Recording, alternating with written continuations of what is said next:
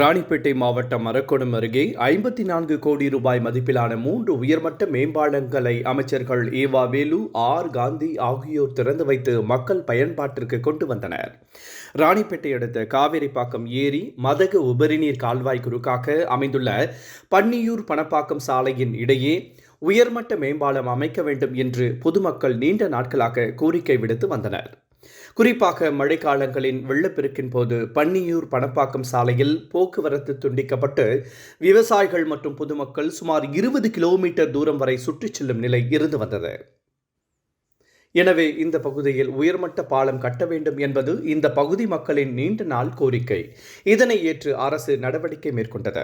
இதன்படி 6 கோடி ரூபாய் மதிப்பில் உயர்மட்ட மேம்பாலம் கட்டுமான பணிகள் மேற்கொள்ளப்பட்டது. இதேபோல் அரக்கோணம் ஓச்சேரி சாலை கல்லாற்றின் குறுக்காக 11 கோடி ரூபாய் மதிப்பிலும், அன்வர்திகான்பேட்டை பகுதியில் 37 கோடி ரூபாய் மதிப்பீட்டிலும் ரயில்வே உயர்மட்ட மேம்பாலம் என மொத்தம் 54 கோடி ரூபாய் மதிப்பீட்டில் மேம்பாலம் கட்டுமான பணிகள் நடைபெற்று வந்தது. இந்த பணிகள் தொடக்க விழா நடைபெற்றது. விழாவிற்கு ராணிப்பேட்டை மாவட்ட ஆட்சியர் சந்திரகலா தலைமை தாங்கினார்.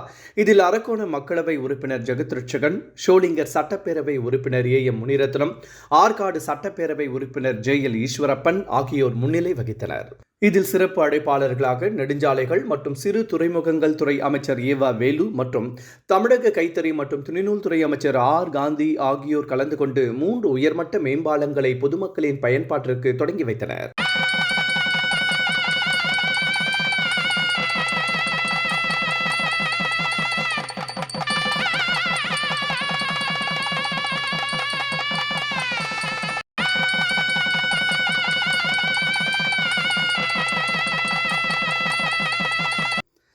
இதில் மாவட்ட ஊராட்சி குழு தலைவர் ஜெயந்தி திருமூர்த்தி, ஊராட்சி ஒன்றிய குழு தலைவர்கள் நிர்மலா சவுந்தர், வடிவேலு, தலைமை பொறியாளர் கிருஷ்ணசாமி, நெடுஞ்சாலைத்துறை அதிகாரிகள் மற்றும் ஏராளமானோர் கலந்து கொண்டனர்.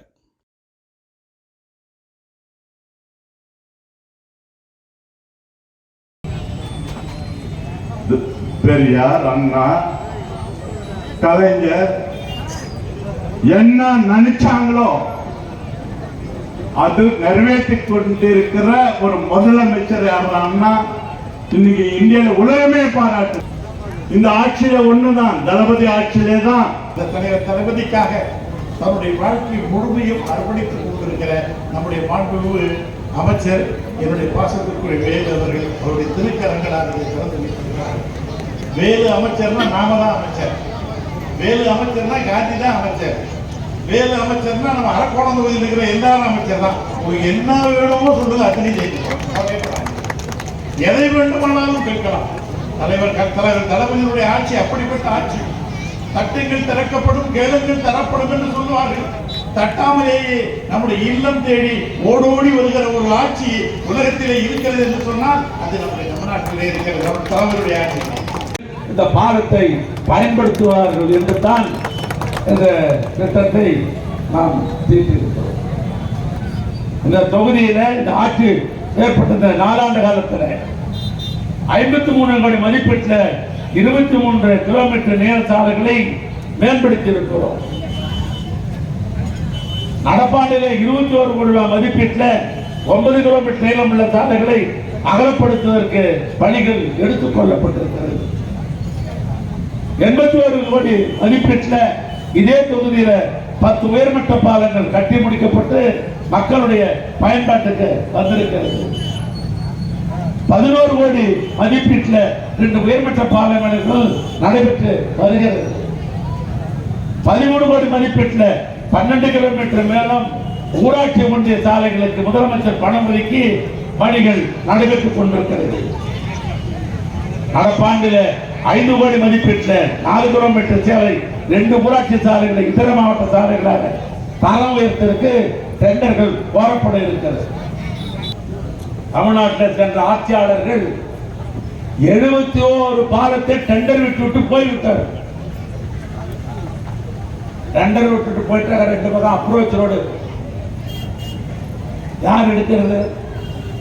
முதலமைச்சர்கள் ஆய்வு கூட்டத்திற்கு பின்னால் இந்த 71 பாலத்தையும் உடனே செய்து முடியுங்கள், 71 பாலத்தையும் உடனே செய்து முடியுங்கள் என்ற அடிப்படையில் தொடர்ச்சியாக நிலையெடுப்புக்கு பணம் அப்ரோச் ரோட்டுக்கு திட்ட மதிப்பீடு, அதுக்கு பணம் என்று இந்த 71 பாலத்திற்கும் பணத்தை பெற்று இன்றைக்கு இந்த ஆட்சியில 27 பாலங்கள் அவர்களால் விடப்பட்டது. கட்டி முடித்தது ஒன்றுதான் இங்க இந்த பாலம். நான் இப்படி பார்க்கிறேன், பகைவனுக்கும் அருள்வாய் நெஞ்சே என்று பாரதி பாடினான். ஆக பகைவர்கள் தான் இதை அறிவித்தார்கள், டெண்டர் விட்டார்கள் என்று பார்க்காமல் தமிழ்நாட்டு முதலமைச்சர் எல்லாருக்கும் எல்லாம் கிடைக்கணும், அதுதான் திராவிட மாடல் ஆட்சி, நான் இவர்கள் அவர்கள் என்று நான் ஒதுக்கி பார்க்க மாட்டேன் என்று இந்த திட்டத்தை இன்றைக்கு தமிழ்நாட்டு முதலமைச்சர் இன்றைக்கு இதை நிறைவேற்றுவதற்கு பணம் தந்திருக்கிறார்.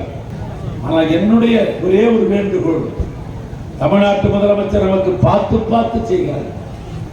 இந்த கட்சி அந்த கட்சி என்று பார்க்காமல் நம்முடைய நன்றி உணர்வை தமிழ்நாட்டு முதலமைச்சருக்கு 2026 காட்டுவோம் என்று சொல்லி உரையை நான் நிறைவு செய்கிறேன். நன்றி, வணக்கம்.